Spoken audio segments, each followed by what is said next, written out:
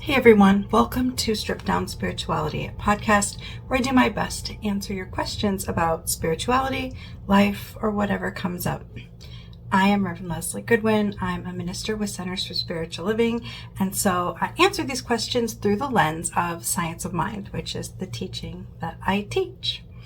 So let's just check in a little bit. What's been going on? Today, which is June 5th, our global themes are due. So I'm part of a team that creates the global theme outlines for Centers for Spiritual Living. And I am writing up 2 months for the year 2027. So I'm putting final touches on that before I send them off a little bit later today to be complete. And I've been working on continuing to prep my class for next month, which is Ancient Wisdom and the Science of Mind. It's a really new class for Centers for Spiritual Living, and so I haven't taught it before. So I'm doing my prep work so then I can work with my TA and we can decide how we want to move through that class together. That class starts on July 21st, and the details will be in the show notes, how to find out more about that class or join in, how to register. It's an all online class, so absolutely everybody is welcome, and we're not having any prerequisites for that class, at least this time. So if that idea of comparing the wisdom from ancient cultures to the wisdom and science of mind, if that appeals to you, maybe come play with us. Okay, let's get to some questions. If you're new here, I pick 5 questions that viewers have sent to me, any 5 in any given week to talk about and answer to the best of my ability. If you have a question you'd like answered on literally anything, the information on how to submit those questions is also in the show notes in the more section underneath this video. So please do put in some questions. If you're not sure if it's an okay thing to ask, go ahead and ask. If I don't want to answer it, I just won't. How's that sound? So you don't have to worry about it. And I will not be offended if you send in something I'm not prepared to answer. Promise. Okay, questions. My questions are over here if you wonder why I'm looking down. What role does prayer or spiritual mind treatment play in this path, and how is it different from conventional prayer?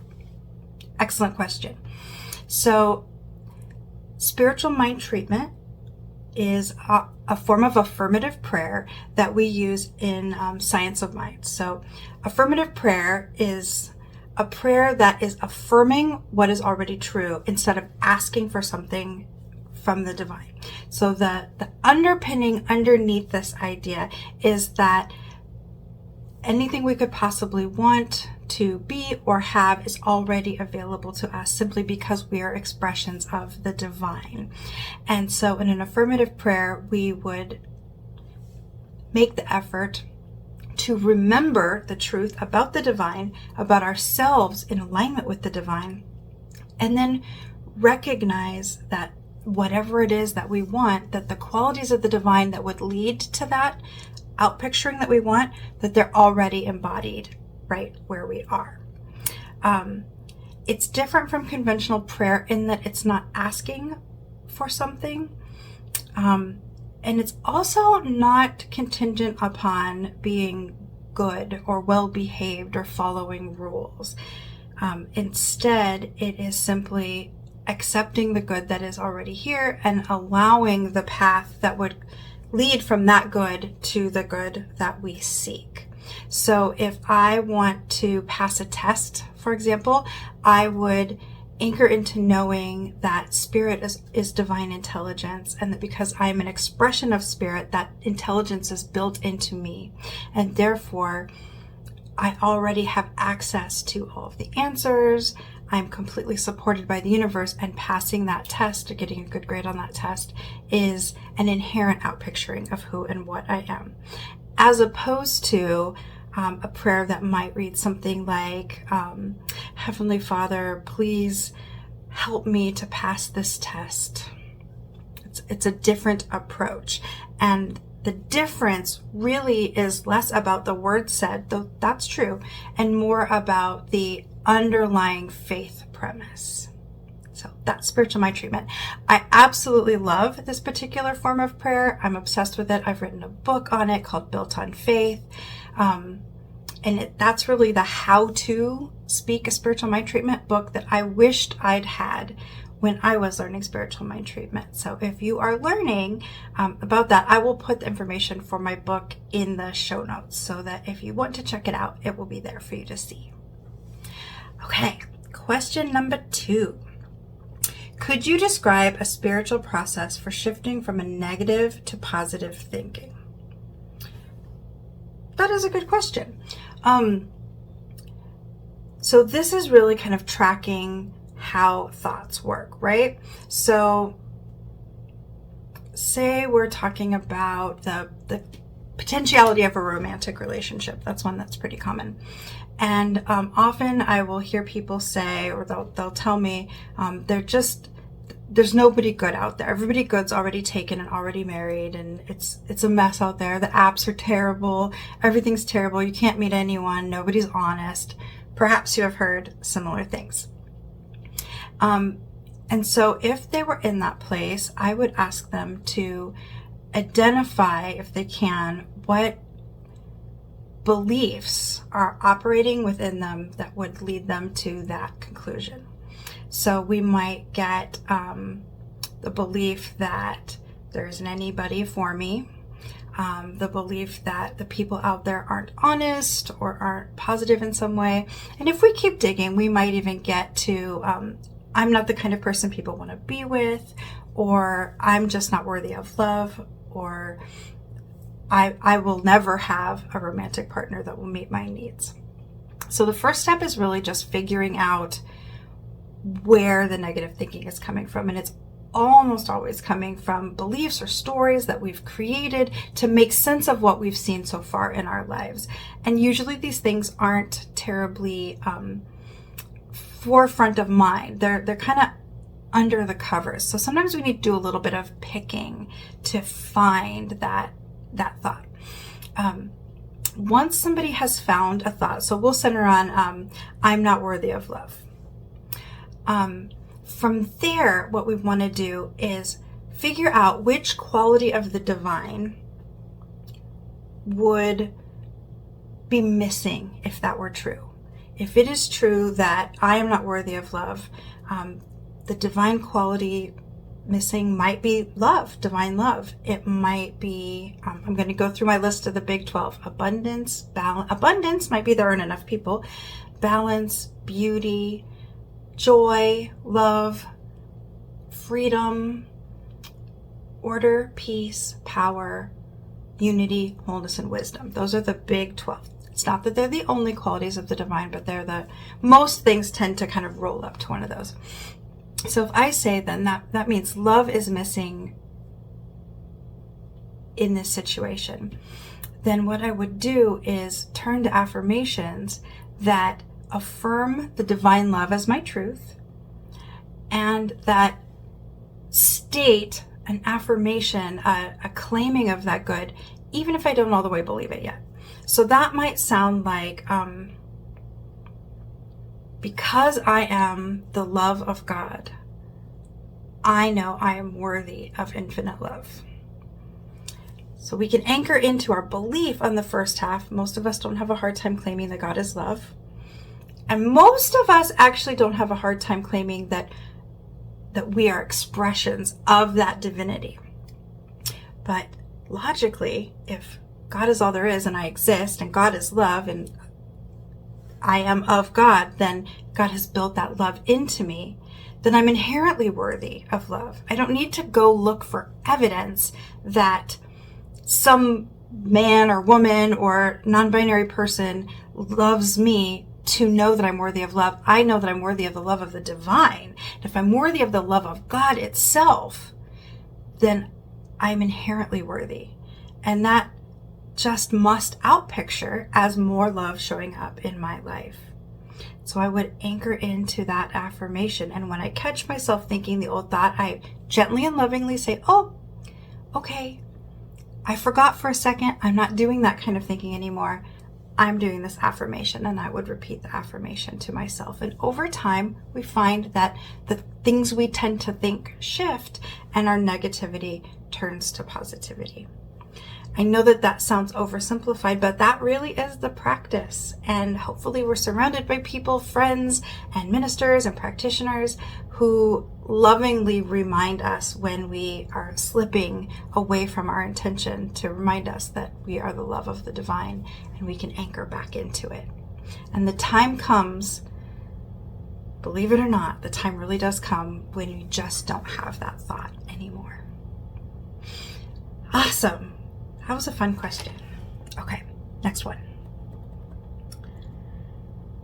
Can you explain the difference between prayer and meditation in your tradition? Absolutely. So we just talked about prayer, right? Affirmative prayer or spiritual mind treatment is our form of prayer in Science of Mind. And I would consider that like communing with the one in an expressive way. Sometimes I'll call it talking to God. It's me claiming what I want, what I seek. Meditation is more the listening side. So there are infinite forms of meditation, all the way from a guided meditation where you're listening to something that's leading you through a process, to a silent meditation where you're just literally sitting in the silence. Sometimes you're focusing on the breath. Sometimes you're speaking a mantra or a chant. There's contemplative meditation where you take a question into meditation and you go into silence and you wait for ideas or thoughts to come through as the divine communicating the answer to those thoughts. You could walk a labyrinth, you could do a moving meditation, you could do mindfulness activities. Each one of those are more on the meditative side, on the listening side. And it's the pairing of those activities, of the claiming what you want, and then listening to the instructions as to what is next, what is the next step. And that's where the answer to prayer comes, where the ideas just rise up, and the next thing you know, you're following those instructions and you're watching the prayer manifest in real time because you've been given the steps forward. Reverend Penny, one of my primary teachers, often says, if you don't know what to do yet, stay in your prayer chair and stay in it until the next step is obvious and easy. And in the meditation is where those steps show up for us, where all of a sudden you just know, oh, I need to be talking to this person, or spending more time in meditation, or writing this article. It rises up in a way that is so visceral and real. So they're almost two sides of the same coin, meditation and prayer, and we put them together as part of a full practice. Question number 4. What are some daily practices that help deepen spiritual awareness? Boy, I was on a theme when I picked these questions. Okay, so obviously affirmative prayer and meditation, but what else? What else can we do? So there are 2 other pieces to what I would call a daily substantial spiritual practice: our prayer, our meditation, and then there is reading wisdom, and that is consuming information, whether it's reading, listening, watching a TED Talk, watching a podcast like this, where you are touching base with the teaching that feeds you. So obviously for me, that would be Science of Mind. For my mom, it would be Catholic reading. It doesn't really matter how much reading there is. If you have one of those magazines or books that gives you kind of a daily reading, that's a great amount. Or it could be, a couple paragraphs of the book you're currently working on. Something to help you stay in alignment with your truth. It's a realignment process. For many, many people, that's daily reading of their Bible or their Quran or their Torah, their Hebrew Bible. Whatever it is for you that keeps you on purpose, read some of that or consume some of that every day. And then the 4th piece is self-reflection. And this is where I think we have a lot of opportunities for some fun, because self-reflection can be simply contemplating, but it can also be journaling. It can be gratitude journaling. It could be a great conversation with a friend. It could be a practitioner session let's say that one more time. A practitioner session. It could be writing poetry. It could be thinking about what you just read while you go on your morning walk.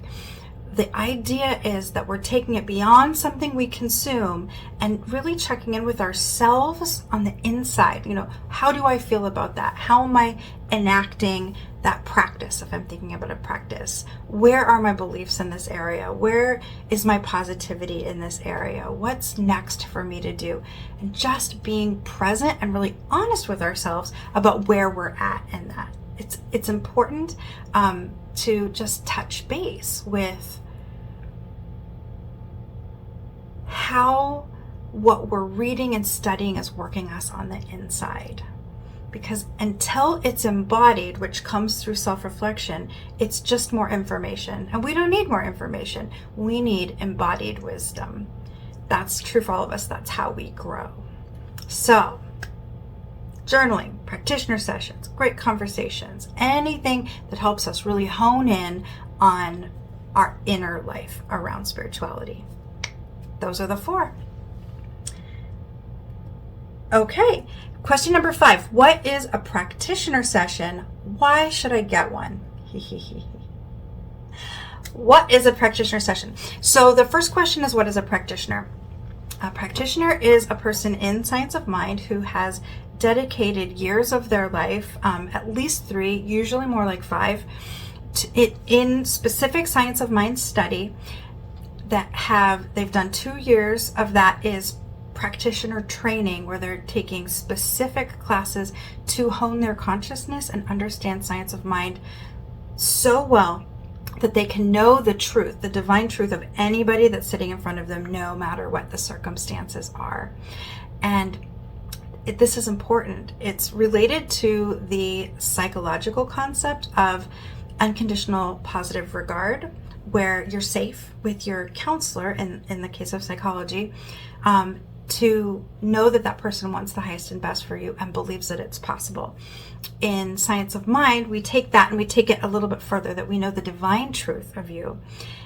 No matter what is going on in your life, no matter what it is that you're hoping for, no matter what it is you think you're missing, that we know the divine truth that's present for you, that not only can you have that you already are capable of it. And you can pray with a practitioner kind of anytime you want. Most centers, and this is true of ours, have an opportunity on their website to enter an email prayer request, and you can get a written prayer back from a practitioner on Sundays after service. At most Science of Mind centers, there are practitioners there ready to pray with you. And then sometimes that's not quite enough. Sometimes you need to be heard and talk something out and get some support. And that happens in what we call a practitioner session. So this is a paid thing, just like a counseling session or a coaching session in different modalities. A practitioner session, you pay for it. The price is set by the practitioner, so you would just need to check with the practitioner of your choice. And it's usually anywhere from 45 minutes to an hour and a half, where you have the opportunity to talk through what is bothering you or what is upsetting you. And the practitioner will kind of gently guide you to try to find any hidden beliefs or stories that you have going on that is getting in the way of you manifesting what you want, of you experiencing life the way you want it to. And they might give a little bit of teaching about Science of Mind in the process of that, or reminding you about universal spiritual principles. So you get to be heard, you get to be held in this container of love and support, and but you are also being supported to understand your truth, even if that feels foreign to you in the moment. And at the conclusion of this time, in which hopefully you've had a shift, the practitioner would speak a spiritual mind treatment for you. So sometimes people just go for one session because they have something that's bothering them and they need to talk it out and get it shifted and just be supported in that process for a one-off session. A little bit more likely, more common, I guess I would say, are people who develop a relationship with a practitioner and decide that they are going to see that practitioner fairly regularly, either when things come up or more when people are starting to get really serious about deepening in their spiritual practice, to see a practitioner regularly, maybe once a month, so that they continue to move forward rather than only waiting for a problem to happen. And that regular session work with a practitioner can help you get underneath long time patterns of thinking that can help you shift your experience more quickly and more deeply. I do practitioner sessions with people.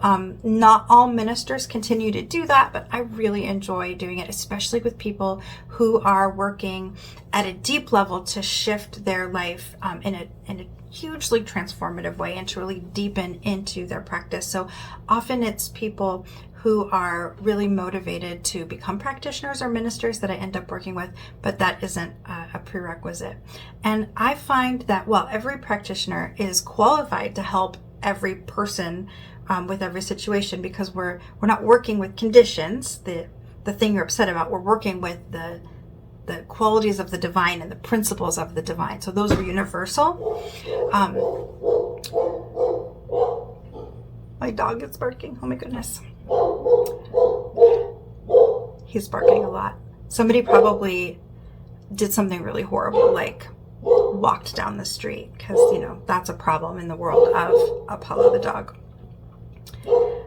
Totally lost track of my thought there. I think I was saying something along the lines of, while every practitioner can work with and help anyone with whatever situation they have going on, we do kind of tend to develop specialties. Some people are really good with holding people in crisis and being that love and peace support. Some people are more pushers, nudgers to nudge for development. That's me. I'm a little bit more of a pusher. So people who really want to break through barriers will sometimes come to me, even knowing it won't always be the most comfortable relationship, but that with love and consistency, we can bust through some of these long-held beliefs. So you will know the kind of practitioner you want, probably just from what I've said. And if you wonder where you can find some practitioners, I can link the New Vision Center practitioner list online, or if you're part of a Science of Mind Center, you have a whole bunch of them at your own center. You can check your own website and see what's going on with your practitioners there. What I know is that working with a practitioner is hugely transformative, really, really shifted my life. And it's exciting to get to be a part of that process with y'all. Okay, so bonus question. And I'm starting to think the bonus questions are the questions that come in that maybe are less about Science of Mind, but are kind of fun. So this bonus question is, what are you knitting right now? Because we know you are knitting. I mean, not literally right now. I don't have needles in my hands right now, but you are right, person who submitted this question. I am always knitting something. Sometimes I'm also crocheting something. So what am I knitting right now? I am at the very, very end of an Anchor's jacket, which is a cardigan. I did this because it's a cardigan for my soon-to-be born granddaughter that will match her big sisters that I made last year. I still have to block it. All the ends are woven in. I still have to block it, and I have to sew on the buttons. So finishing that one. I am about 2/3 of the way done with a mitered square baby blanket for same coming granddaughter. And I'm about a quarter of the way through a Tolsta tee, and that is a pattern by the designer Rebecca Clow, or the Crayabea. And that is a t-shirt, a knitted t-shirt out of 100% linen that has some garter bump texture, like stripes of garter bumps. And I am hoping to finish that one maybe by my birthday, which is about a month. It's maroon. It's very pretty. It's the first time I've worked with this particular yarn, which is interesting. I'm making BC Garn Lino, which is 100% linen yarn that is a little bit thick and thin and schlubby in places. So I am reserving my judgment on how I feel about this yarn until the top is done. So that's what's going on there. What am I reading? In nonfiction, I'm still working on Becoming Kin, an Indigenous Call to Unforgetting the Past and Reimagining Our Future by Patty Krawiec. I've been all the way through this one twice, and now I'm going in and pulling out specific quotes for my global themes work. So by next week, I'll be on to something different.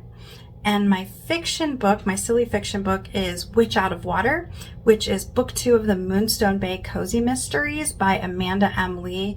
I enjoy Amanda M. Lee's books, so it's very fun. We've got an island, and we've got a witch, and we've got a wolf shifter, so you can just imagine. And all of the details will be in your show notes. It may say see more, or there might be 3 dots. If you click that, it'll open up and give you information where you'll find the link to sign up for the classes, the link for the practitioner list and New Vision Center, the place to put in questions if you have questions, and that's the end of the story. I will see you all next week, hopefully. Have a great week.